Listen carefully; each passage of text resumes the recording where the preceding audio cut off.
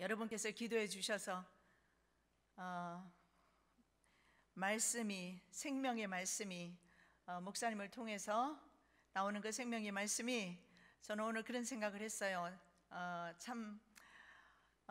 전 세계 어디 내놔도 손색 없는 그런 귀한 말씀이다. 그런 생각이 들었어요. 여러분 자랑하시기 바랍니다. CD 가지고 나가셔서 전도하시기 바랍니다. 오늘 반석 같은 믿음, 저와 여러분 다 그와 같은 믿음 되기를 바라면서 제목 말씀을 적어봤습니다. 하나님의 은혜 가운데 제 평생 소원 이스라엘을 얼마 전에 다녀왔습니다. 그래서 가이사라 빌립보 지방에도 갔다 왔어요. 그래서 그곳에 있는 반석을 볼 수가 있었습니다. 물론 그곳에서 주님께서 말씀하셨지만 진짜 반석은 요르단 왕국에 있는 페트라, 근데 그곳에 가서 반석을 보고 왔어요. 그래서 제가 예수님께서 반석이라 말씀하시고 베드로에게 작은 돌이라 말씀하시고, 그래서 오늘 그 제목 말씀으로 은혜를 받기를 원하면서 제가 그 반석을 보는 순간에 탄성이 절로 나왔어요. 그래서 여러분에게 이따가 그림을 좀 보여드리려고 합니다. 그 반석 위에 바로 하나님께서 교회를 세우셨고 그 교회가 바로 저와 여러분이라는 것이 오늘 본문의 내용입니다. 가이사라 빌립보는 헐몬산 북쪽에 있었어요. 보니까 기슭의 요단 계곡 상부에 위치해 있는 도시입니다. 구약에는 소들이 살찌는 곳이라고 그래서 바산이라는 뜻으로 바산, 들어보셨죠? 바산이라는 지명으로 불렸습니다. BC 20년경에 헤롯 대왕이 로마 황제 아우구스투스로부터 이 지역을 하사받습니다. 그리고 그가 죽은 후에 그의 아들 필립이지요, 빌립이라고 합니다. 빌립, 성경에는 빌립이 바로 로마의 황자 이름과 자기 이름을 같이 붙여요. 그래서 그 이름이 가이사, 그리고 자신의 이름 빌립. 그래서 가이사라 빌립보는 가이사 빌립, 이런 의미가 있어요. 그래서 자신의 이름을 붙여서 그렇게 불렀습니다. 북쪽에 그 지역에 가보니까 그 요단강 상부 지역이 되는데 보니까 물줄기가 세 군데서 발원하는 것을 봤습니다. 단과 수닐 그리고 바니아스, 이 3대 요단강 발원지가 있어요. 그런데 가이사랴 빌립보 지방 그 뒤쪽으로 가니까 바니아스 폭포가 있는 것을 봤습니다. 우리 한번 영상을 보시면서 예수님께서 예수님 스스로를 계시하기를 원하셨던 그 지역, 어떤 지역인지 한번 보도록 하겠습니다. 가이사랴 빌립보입니다. 그 다음에 바니아스 폭포를 한번 보시기 바랍니다. 얼마나 시원하게 폭포가 내려오는지 몰라요. 너무나 아름다운 곳이었습니다. 그리고 그것이 강이 되어서 내려가서 나중에 요단강이 됩니다. 가이도가 저희들을 요단강 지납니다 하고서는 막 돌아보는데 삽시간에 요단강을 싹 지나가요. 요단강이 보니까 얼마나 작은지 몰라요. 한 요 정도밖에 안 돼요. 차가 지나가면은 금방 삽시간에 지나가는. 그래서 우리는 생각할 때 요단강 엄청 큰 줄 알았는데 요단강 건너가 만나리 찬양도 있잖아요. 근데 보니까 쇳강 같아요. 근데 그 강에 바로 물줄기, 그러니까 처음에 이 폭포에서 이 물이 흘러들어서 요단강 합류하는 것입니다. 그런데요, 이 지역에 북쪽 지역이라 굉장히 아름다웠습니다. 남쪽 지역은 척박한 광야 지역인데 비해서 북쪽은 굉장히 아름다웠어요.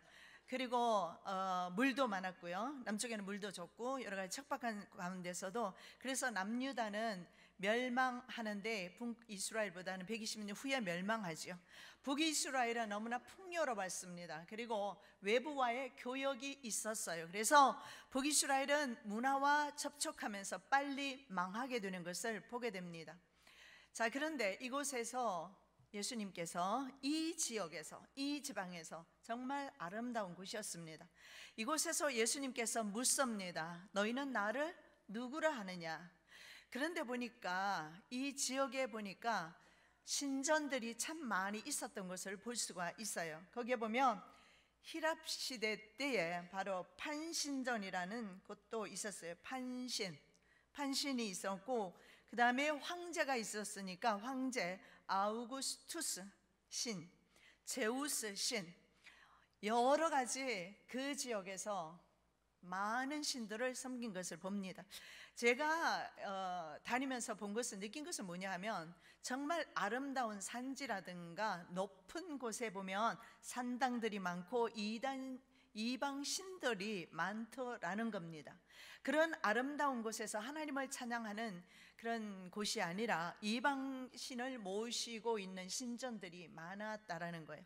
자, 예수님께서 이렇게 불신앙이 팽배하고 우상이 많은 지역에서, 그 지역이 가이사라 빌립보입니다. 지중해 연안에 가이사라 빌립보가 또 있어요. 바울이 이제 로마로 출항했던 곳인데 그 지역과 다른 곳입니다. 그런데 이곳에서 왜 예수님께서 이 질문을 하셨을까? 바로 예수님께서는 누구신가를 계시하기를 원하셨습니다.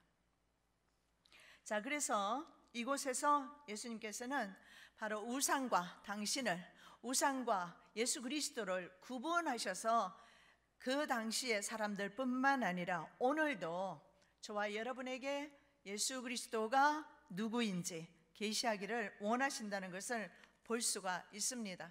그래서 저는 그렇게 은혜 받았습니다. 그곳에 가서 평생 소원하던 곳이니까 정말 눈 옆으로 한번 돌리지 아니하며 그곳을 낱낱이 살피면서 제가 다녔습니다. 참 그러면서 그때 제가 느꼈던 점이 이 아름다운 곳에서 바로 이방신들이 많았구나. 그래서 이곳에서 주님께서 주님을 나타내기를 원하셨구나 라는 것을 제가 은혜로 받았습니다. 자, 계시로 말미암은 베드로의 신앙 고백을 볼 수가 있습니다. 사람들이 인자를 누구라 하느냐 예수님께서 질문을 하십니다. 본문에 나와 있는 말씀대로 세례 요한, 또는 엘리야, 어떤 이는 에레미야나 선지자 중에 하나라고 대답을 합니다. 참된 믿음은 예수 그리스도께서 누구인가, 나와 어떤 관계인가, 그분이야말로 누구신가 정확하게 우리가 알므로써 주님과 더 친밀해질 수 있지 않을까 생각을 합니다. 자, 어떤 사람들은 그렇게 말합니다. 선지자 중에 하나입니다. 중동의 그 아랍 족속들은 생각을 하기를 어떻게 생각하느냐면, 모리아산에서 아브라함이 아들을 바쳤어요. 그런데 그들은 그렇게 말한답니다. 이삭을 바친 것이 아니고 이스마엘을 바쳤다, 그렇게 생각을 한답니다. 자, 그래서 이슬람 종교에서 그들은 예수 그리스도를 선지자 중의 하나로 생각합니다. 오늘날 WCC를 비롯한 종교 연합 운동하는 사람들, 다원주의가 바로 그것입니다. 예수님이 그리스도인 것은 분명하다. 그러나 예수만 그리스도가 아니라 모택동 그리스도, 그리고 모하med 그리스도, 이런 그리스도, 다른 그리스도도 있다. 그래서 바로 예수 그리스도 진리를 섞어버리는 것입니다. 혼합시켜버려요. 그래서 진리를 분별하지 못하도록 그렇게 만들고 있는 것을 봅니다. 자, 그래서 그 당시에 많은 사람들은 그렇게 생각했어요. 예수님께서는 선지자 중에 한 사람이다, 이렇게 생각한 사람이 있었고, 어떤 사람은 엘리야, 어떤 사람은 에레미야, 선지자 중에 하나죠. 그렇게 생각을 했다. 자, 예수님께서 묻습니다. 그렇다면 너는 나를 누구라고 생각하느냐? 여러분은 어떠십니까? 예수님을 누구로 생각하십니까? 나의 필요만을 채워주시는 분, 좀 부족합니다. 그리스도는 기름 부음 받은 자다. 자, 그리스도 뜻에서 우리가 볼 수 있는 것은 메시아입니다. 또 그리스도 이름에서 구원자이십니다. 예수라는 이름에서 예수님의 이름은 뭡니까? 구원자, 구속주입니다. 우리의 죄를 구원하시는 분, 정확하게 말씀드리면, 물론 문제 가운데서도 해방시켜 주십니다. 각종 문제. 누가복음 18장 말씀에 불의한 재판관 나옵니다. 불의한 재판관이 과부가 와서 밤낮 원한을 풀어달라고 요구하니까 귀찮아서 풀어주었지 않느냐. 하물며 천부께서 자녀의 원한을 풀어주는데 도디하시겠느냐, 미루시겠느냐? 그러지 않다. 그래서 하나님께서는 자녀의 원한을 풀어주기를 원하신다는 것을 말씀을 합니다. 그러나 그 전에 더 중요한 것은 예수님이 과연 누구신가? 그런데 오늘 바로 베드로가 정확한 대답을 하고 있습니다. 바로 예수님에 대해서 말씀하시기를 그분이 누구이시며 그분의 사역이 무엇인가? 바로 그분은 하나님의 아들이시다. 그리고 동시에 그분은 메시아, 말하자면 예수 그리스도께서 온 인류의 죄를 담당하시고 구원하러 오셨다라는 것을, 그래서 예수님의 사역, 온 인류의 죄를 담당하시고 돌아가심으로 말미암아 누구든지 예수 믿으면 구원받는 그 놀라운 사역 감당하시러 오셨다, 정확하게 표현한 겁니다. 그러면서 그분은 누구냐? 바로 하나님의 아들이라는 것입니다. 자, 누가복음 10장 22절 말씀입니다. 내 아버지께서 모든 것을 내게 주셨으니 아버지 외에는 아들이 누구인지 아는 자가 없고 아들과 또 아들의 소원대로 계시를 받는 자 외에는 아버지가 누구인지 아는 자가 없나이다. 자, 오늘 말씀해 보니까 이런 말씀입니다. 아버지 외에는 아들을 알 수가 없습니다. 그런데 베드로가 예수님을 알게 되었어요. 그리고 그 다음에 말씀입니다. 아들의 소원대로 계시를 받는 자 외에는 아버지가 누구인지 아는 자가 없다. 여러분, 우리가 주님을 정확히 알기 위해서는 하나님이 주시는 계시의 은혜가 임해야 합니다. 그런데 우리 성도들은 다 이만 줄로 저는 그렇게 믿고 있습니다. 그러지 않고서는 밤낮 성전에 와서 이렇게 부르짖을 리가 없어요. 시간 아까워서도 그렇게 못해요. 잠 좀 자야지요. 일도 해야지요. 세상 일 얼마나 바쁩니까? 예.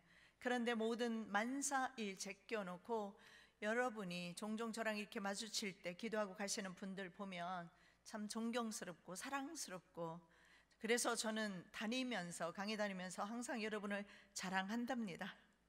자랑해요. 여러분도 자랑하시죠? 예.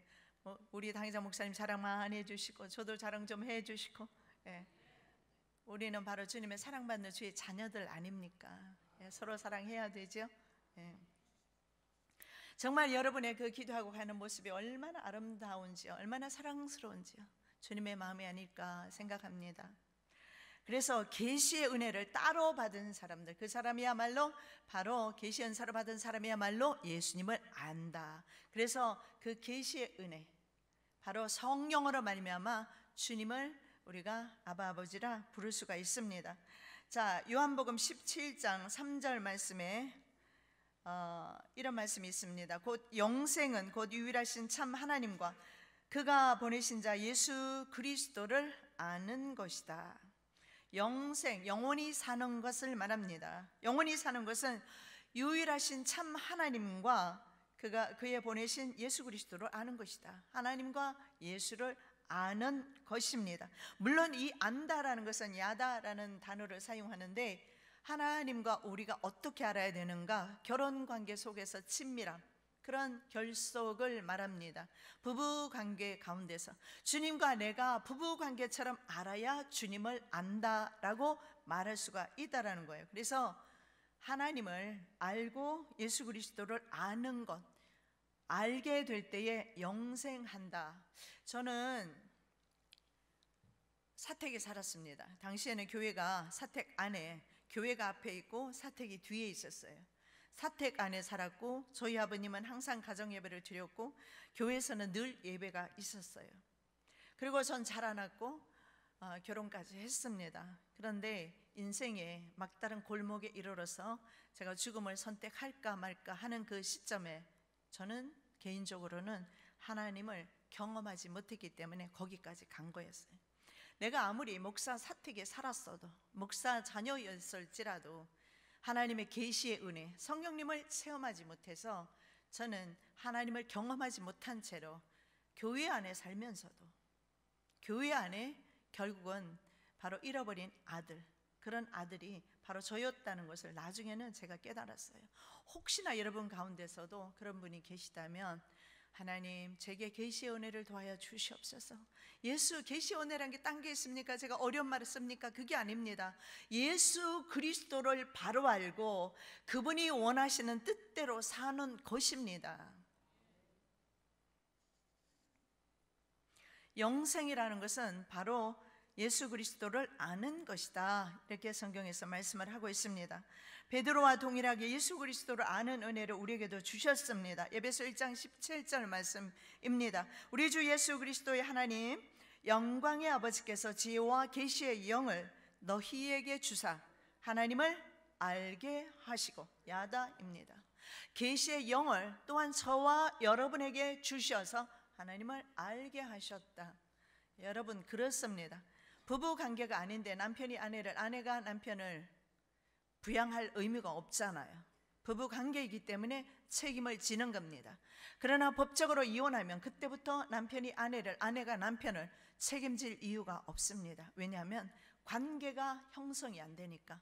예수 30년 60년 믿는다고 해서 관계가 형성된 것이 아니라 바로 하나님으로부터 계시의 은혜를 받은 사람, 하나님의 계시의 말씀 듣고 말씀대로 사는 사람, 영생을 이 세상에서 이미 경험한 사람,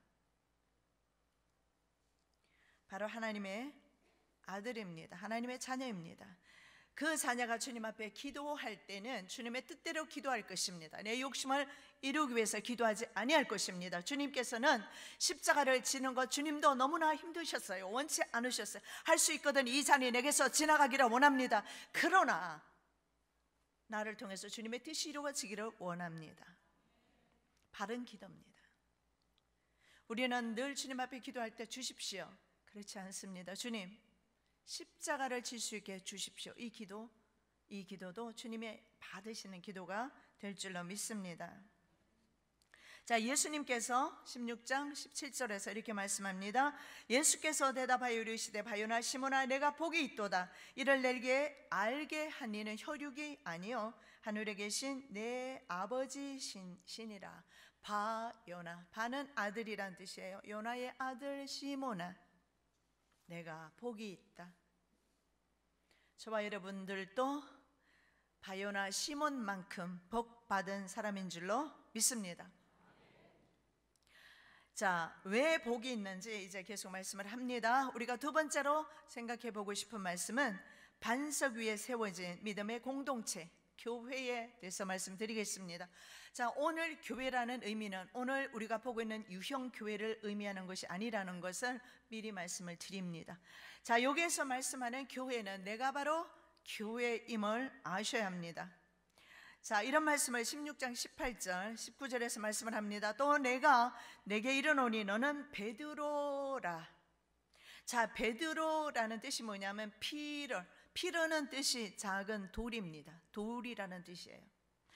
자, 이렇게 말합니다. 너는 베드로라. 내가 반석 위에 내 교회를 세우리니 음부의 권세가 이기지 못하리라. 내가 천국 열쇠를 내게 주리니 내가 땅에서 무엇이든지 매면 하늘에서도 매일 것이요 내가 땅에서 무엇이든지 풀면 하늘에서도 풀리리라 하시고, 하나님께서, 예수님께서 이 시간에 베드로에게 아주 중요한 말씀을 합니다.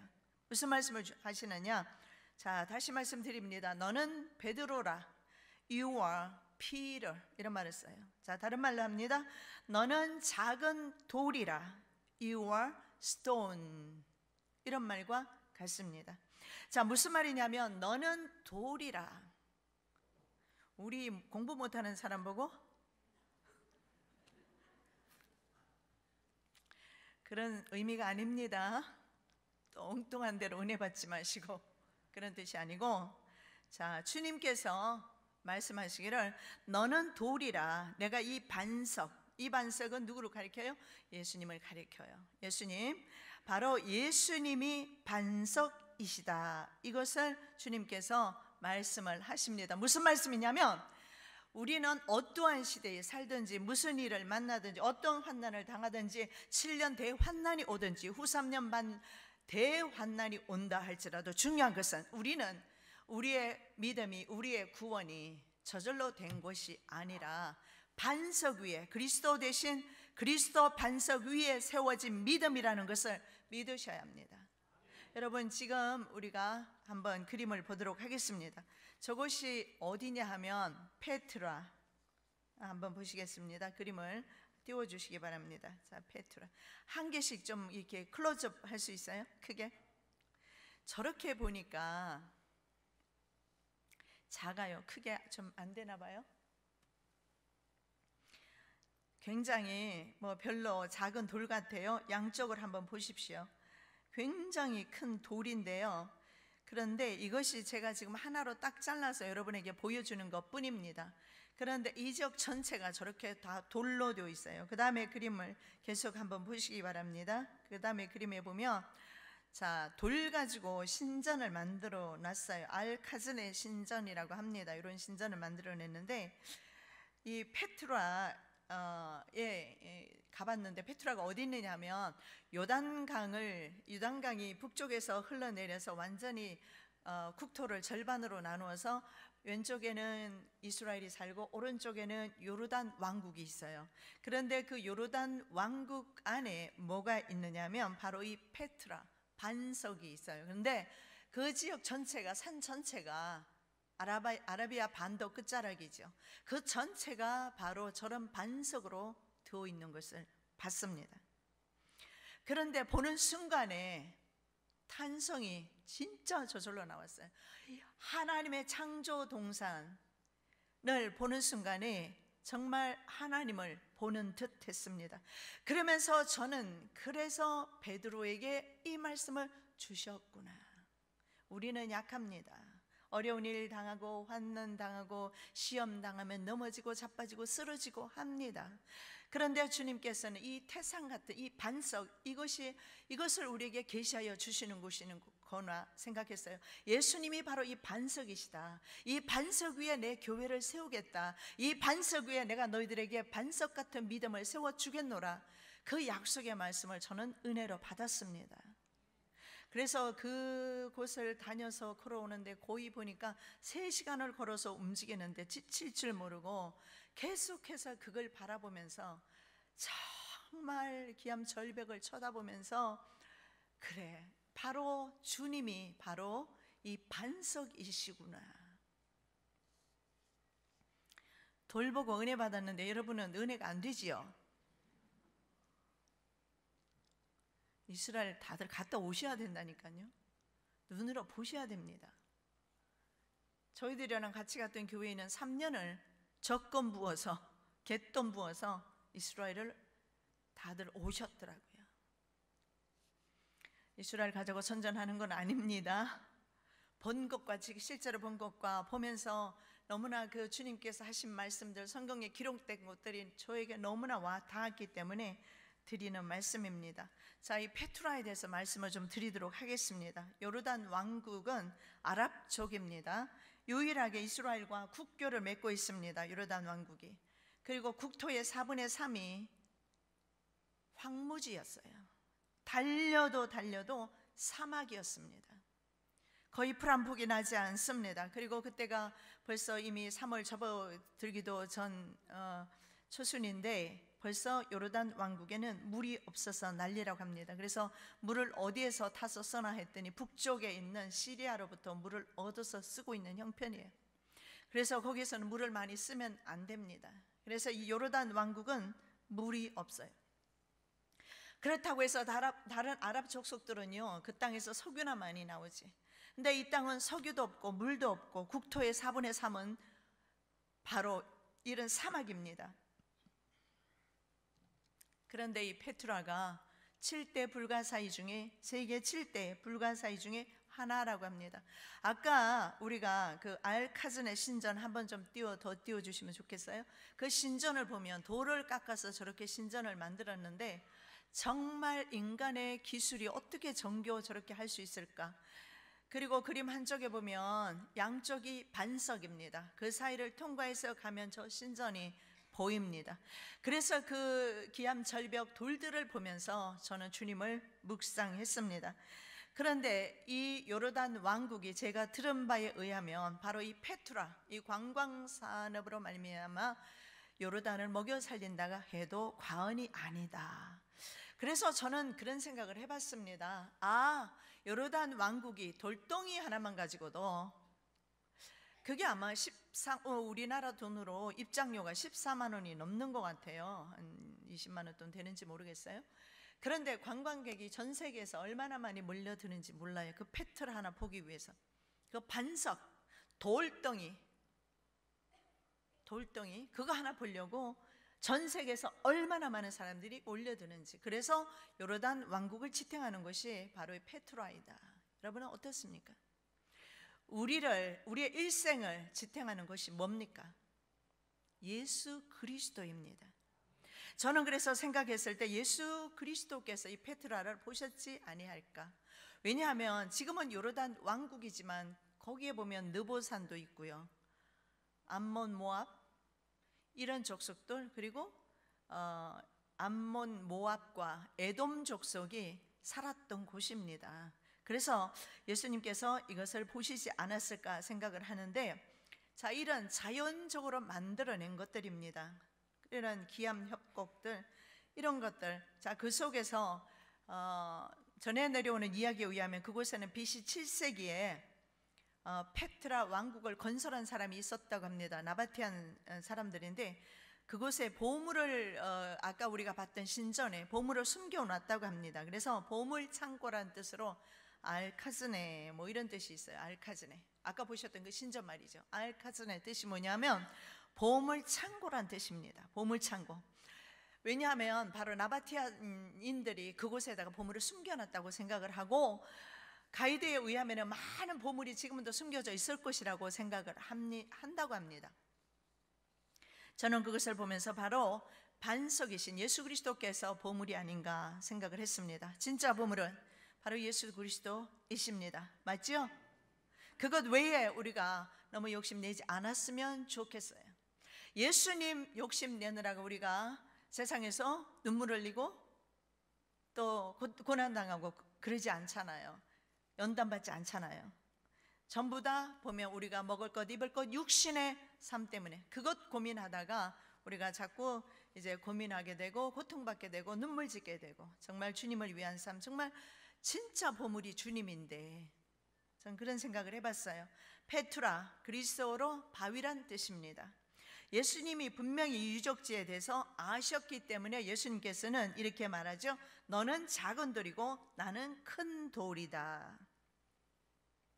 교회의 기초가 예수 그리스도 자신입니다. 그리고 교회는 그리스도 위에 세워져야 합니다. 모택동 그리스도 안 됩니다. 모하메 그리스도 안 됩니다. 공자 그리스도 안 됩니다. 예수 그리스도 터 위에 저와 여러분은 반드시 세워져야 합니다. 우리 교회가 예수 그리스도 터 위에 세워져 있어서 우리 교회가 귀한 것입니다. 그래서 베드로에게 예수님께서는 너는 바로 피로라. 여러분들, 우리가 비록 이름을 다 피터로 바꿀 필요는 없습니다. 바꾸고 싶으신 분은 남자분은 바꾸셔도 돼요. 여자는 피터 쓰면 안 돼요. 바꾸셔도 괜찮아요. 미국에 사는 많은 분들은 이름을 바꿉니다. 피로 이름 바꿔서 쓰는 사람들 참 많습니다. 그래서 부모들이 그 큰 이름 피로. 근데 제가 그런 생각을 해봤어요. 아이들이 뜻도 모르고 많은 부모들이 피르란 이름을 참 많이 가지고 있어요. 사실은 속으로 그렇게 생각했어요. 피르가 돌대가리란 뜻으로 쓰는데 돌이잖아요. 한국 사람들은 그렇게 쓰잖아요. 과연 그 자녀가 예수 그리스도 위에 세워진 믿음의 자녀라면 피로의 사명을 감당할 것입니다. 저와 여러분도 마찬가지입니다. 정말 큰 돌, 반석, 예수 그리스도 위에 세워져 있다면 우리는 작은 돌로서의 사명을 감당할 줄로 믿습니다. 고린도전서 10장 3절 4절 말씀입니다. 다 같은 신령한 음식을 먹으며 다 같은 신령한 음료를 마셨으니 이는 그들을 따르는 신령한 반석으로부터 마셨으며 그 반석은 곧 그리스도시라. 고린도전서 10장 3절 4절. 자, 이스라엘 백성들이 바로 신령한 반석의 물을 이스라엘 사람들이 마셨어요. 그런데 사도 바울은 이스라엘 백성들이 마신 것은 반석의 생수가 아니라 예수 그리스도를 마셨다, 이렇게 말씀합니다. 예수 그리스도로부터 주시는 바로 그 생수, 수가성 여인이 찾기를 원했고 만났던, 그 마시기를 원했고 마셨던, 수가성 여인이 예수님을 만나고 마셨던 그 생수를 바로 이스라엘 백성들이 마셨다, 이렇게 말합니다. 저와 여러분, 갈증 날 때, 갈급할 때 예수 그리스도의 생수 마시기를 부탁드립니다. 베드로전서 2장 4절 5절 말씀입니다. 사람에게는 버림바가 되었으나 하나님께는 택하심을 입은 보배로운 산돌이신 예수께 나아가 너희도 산돌같이 신령한 집으로 세워지고, 교회 집입니다. 교회라는 뜻이 에클레시아, 모았다는 뜻이에요. 세상으로부터 불러내었다는 뜻입니다. 죄로부터 불러내었다는 뜻입니다. 이집트로 불러내었던 이스라엘이 바로 에클레시아였어요. 죄로부터, 세상으로부터 불러내어서 하나님의 자녀 삼아준 저와 여러분이 에클레시아, 교회입니다. 유영교회 있습니다. 안디옥 교회입니다. 무영교회 있습니다. 저와 여러분입니다. 다 해당이 됩니다. 자, 이렇게 말씀을 합니다. 세상 사람들은 버렸을지라도 보배로운 산돌, 리빙 스톤이라고 합니다. 살아있는 돌.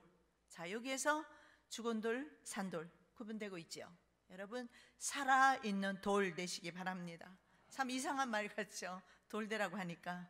돌, 살아있는 돌. 진짜 그 페트라 보셔야 된다니까요. 그거 보고 나면 막 믿음이 절로 생겨요. 우리 주님이, 물론 그 페트라, 주님의 그 능력, 주님의 그 권세 감히 비교할 수 없어요. 그러나 그걸 보면서 주님께서 이렇게 든든한 반석이시구나, 우리의 믿음의 반석이시구나, 우리 교회의 기초가 되시는 반석이시구나. 보배로운 산돌, 리빙 스톤즈라는 말을 씁니다. 그리고 너희들도 산돌같이 like living stones, 살아있는 돌처럼, 살아있는 돌과 같이 되라. 여러분, 산돌 되시기를 바랍니다. 우리는 반드시 살아 있어야 합니다. 왜냐하면 우리가 만일에 주님의 자녀라면 살아 있어야 합니다. 왜냐하면 주님께서 산돌이시기 때문에 그렇습니다. 자, 이사야 26장 4절 말씀입니다. 너희는 여호와를 영원히 신뢰하라. 주 여호와는 영원한 반석이시미로다.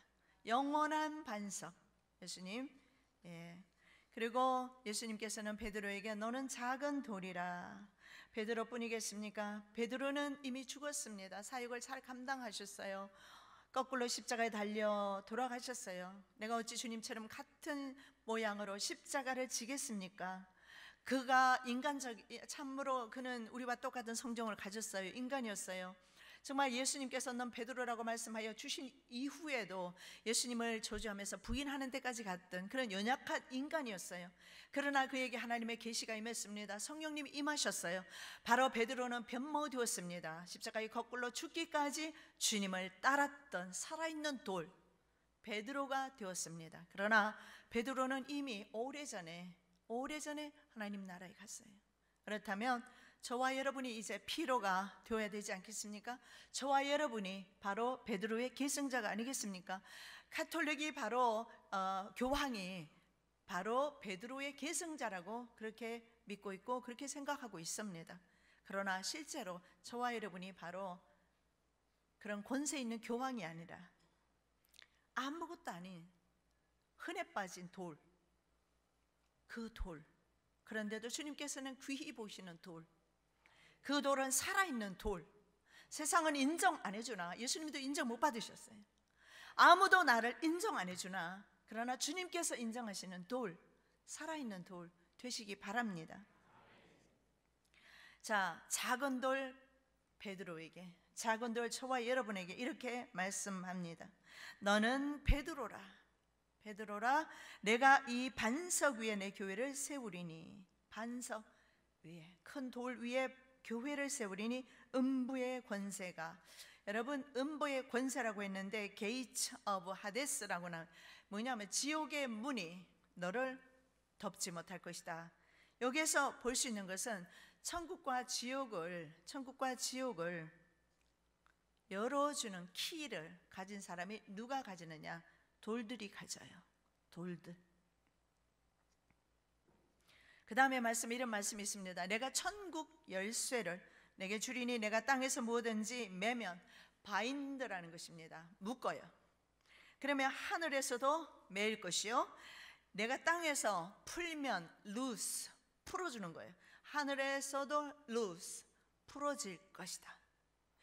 이것을 잘못 이해하면 내가 다른 사람을 예수 이름으로 저주하면 저주받고, 내가 다른 사람에게, 전 그렇게 처음에 생각했거든요. 하나님께서 저보고 본토아비집을 떠나 미국으로 가라는 말씀을 드렸을 때, 너는 축복의 통로로 쓰겠다, 너를 저주하는 자 저주하고 너를 축복하는 축복하겠다. 그래서 하나님께서 내가 축복하면 내 말대로 다 되는 줄 알았어요. 근데 그렇지 않더라고요. 오히려 제가 연단 속으로 들어갔던 것을 나중에 제가 생각을 해봤습니다.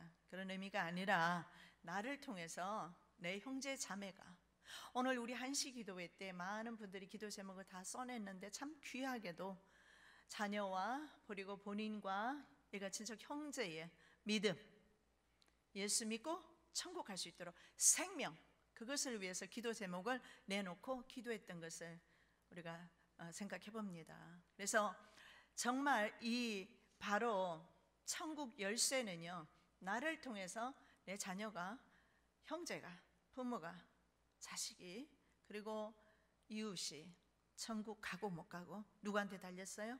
나를 통해서. 에스겔 선지자에게 말씀합니다. 네가 전하지 않았을 때 그 핏값을 내가 너에게 받겠다. 그러나 네가 전했으나 그들이 듣지 않았을 경우에는 그 핏값을 내가 그들에게서 찾겠다. 여러분, 우리 광주 지역에 대한 핏값을 주님께서 우리에게 마지막 때 요구하실 겁니다. 결국은 천국 키를 누가 가지고 있느냐? 우리가 가지고 있어요. 베드로는 끝까지 사명 감당하면서, 베드로의 그 사명 감당, 12 제자가 사명 감당함으로 말미암아 예수 그리스도의 복음은 전 세계로 확장되면서 그 복음을 저와 여러분이 받아서 복음의 빚진 자가 우리도 되었습니다. 그렇다면 우리도 교회의 사명 감당해야 돼요. 이 교회라는 것이 뭡니까? 세상에서 죄로부터 불러내었단 말입니다. 저와 여러분이 교회입니다. 그렇다면 오늘도 주님께서 불러내기를 원하시는 또 다른 작은 돌들이 많이 있다는 사실입니다. 그래서 우리는 때를 얻든지 못 얻든지 복음을 전해야 되는 사명, 바로 천국 문을 우리가 열어줘야 합니다. 제가 전도를 시작하기 전에 꿈을 꾸고 제가 전도를 했다고 전에 간증한 적이 있는데, 그때 제가 꿨던 꿈이 뭐냐 하면, 제가 밖을 나가는데 밖에서 많은 사람들이 저희가 지나가니까 막 손짓을 해요. 살려달라고. 그래서 제가 그랬습니다. 살려달라고 하지 말고 나오면 될 거 아니냐고.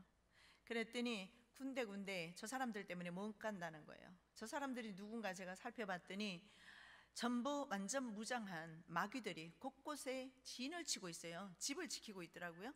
그래서 못 나와요. 그래서 제가 뭐라고 말을 했냐면, 내가 구해주겠다고. 그 말 한 까닭에 그 다음부터 하루도 쉬지 못하고 1년 12달 가방 들고 다니면서, 겨울에는요 발이 동상 걸려서 물을 빼내고, 손에 동상 걸려서 물을 빼내고, 여름에는 더워서, 얼마나 여름에 덥습니까? 땀띠가 나고, 그러면서 제가 복음을 전했던 적이 있는데, 복음 전하는 것은 여러분 자유가 아닙니다. 우리의 책임입니다. 의무입니다. 왜냐하면 하나님께서 베드로와 같이 우리들 또한 작은 돌로 세우셨기 때문에 그렇습니다. 반석 위에 세워진 교회, 성도 공동체인 나를 통해서 지옥으로 떨어지는 사람들을 못 떨어지게, 지옥으로 가지 못하도록 막는 권세. 제가 어떤 할아버지 죽음 직전에 제가 신방을 간 적이 있어요. 그 할머니를 전도를 했는데, 그날따라 가고 싶어서 그곳에 갔어요. 갔는데 이미 임종이 가까웠던 것을 봤어요. 왜냐하면 예배를 드리려고 막 하는데 보니까 사탄이 데리러 온 것이 환상 가운데 보이더라고요. 2명이 왔더라고요. 그래서 이 할아버지를 빼앗기지 않기 위해서 계속 찬양하며 예배 드리고 그랬습니다. 그래서 한 1시간을 예배 드리니까 없어져요. 그래서 이제는 안심하고 제가 집으로 돌아갔습니다. 집으로 돌아가자마자 바로 전화가 왔어요. 할아버지가 방금 돌아가셨는데 할머니가 환상 가운데 보니까 할아버지가 새털구름 타고 가면서 천국에서 만나자 그러면서 갔다라는 거예요. 나는 그 영혼을 지옥에 빼앗기지 않게 해서 천국 키를 사용했다고 생각합니다. 난 그 영혼을 끝까지 빼앗기지 않기 위해서 사탄과 사투를 벌였어요. 그러고 나서 이틀 후에 장지에 가려고 일어나다가 갑자기 제 허리를 칼 장도 가지고 누가 내리치는 것을 제가 느꼈어요. 사탄인 것을 알았습니다. 보름 동안 저는 꼼짝을 못했어요. 목사님 오셔서 그런 말씀을 했어요. 영혼을 데려가지 못한 대신에 집사님을 마귀가 쳤네요. 그래서 저는 정확히 그 정체를 알았어요. 바로 우리가 세상에 대해서 여러분 천국 키를 가지고 있습니다. 바로 지옥에 보내고 안 보내고 누구의 책임인가? 저와 여러분의 책임인 것을 여러분 믿으시기 바랍니다. 고린도후서 6장 2절 말씀입니다. 보라 지금은 은혜 받을 만한 때요 보라 지금은 구원의 날이로다. 사도 바울이 회심한 후에 아라비아로 갔다고 되어 있습니다. 이 아라비아가 사우디아라비아가 아니라 바로 이 페트라라고 오늘날 신학자들은 말을 합니다. 자, 갈라디아서 1장 10절 말씀, 또 나보다 먼저 사도된 자들을 만나려고 예루살렘으로 가지 아니하고 아라비아로 갔다가 다시 다메섹으로 돌아갔노라. 사도 바울이 이곳에서 주님을 만났을 겁니다. 반석이신 주님을 이곳에서 더 깊이 3년 동안 묵상하면서 사명을 받았을 줄로 생각합니다. 자, 사도행전 9장 15절 말씀에 이 사람은 내 이름을 이방인과 임금들과 이스라엘 자손들에게 전하기 위하여 택한 나의 그릇이라. 이미 아나니아를 통해서 예언된 대로 이방인의 그릇으로 사용되기 위해서 그가 갔던 곳이 바로 오늘날 그 페트라. 여러분 가지 않으셔도 괜찮습니다. 보지 않으셔도 괜찮습니다. 분명해서 성경에 예수 그리스도께서 바로 반석이다. 그리고 내가 너의 믿음을 이 반석 위에 내가 세워주겠다 약속하셨어요. 그렇기 때문에 저의 믿음은 어제 오늘에 이루어진 것 아니고 창세 전에 이미 하나님께서는 하나님의 예정 미리 하시고 정하셨어요. 하나님의 맏아들로 저와 여러분을 정하셨습니다. 정하신 이유는 뭡니까? 하나님의 아름다운 덕을, 하나님의 아름다운 그 복음을, 하나님의 아름다운 그 천국 키를 다른 사람들에게 열어주라고. 그래서 하나님께서 저와 여러분을 이 시대에 이곳에 선택하셨어요.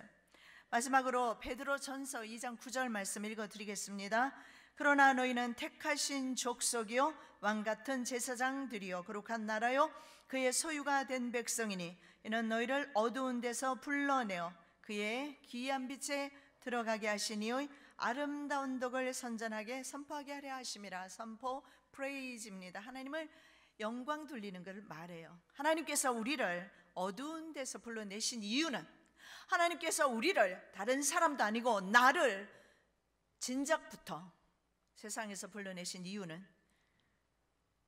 예수 그리스도의 아름다운 덕을 세상에 선전하라고 선포하라고 불러내셨습니다. 때를 얻든지 못 얻든지 주님을 전하시기를 예수님의 이름으로 부탁드립니다.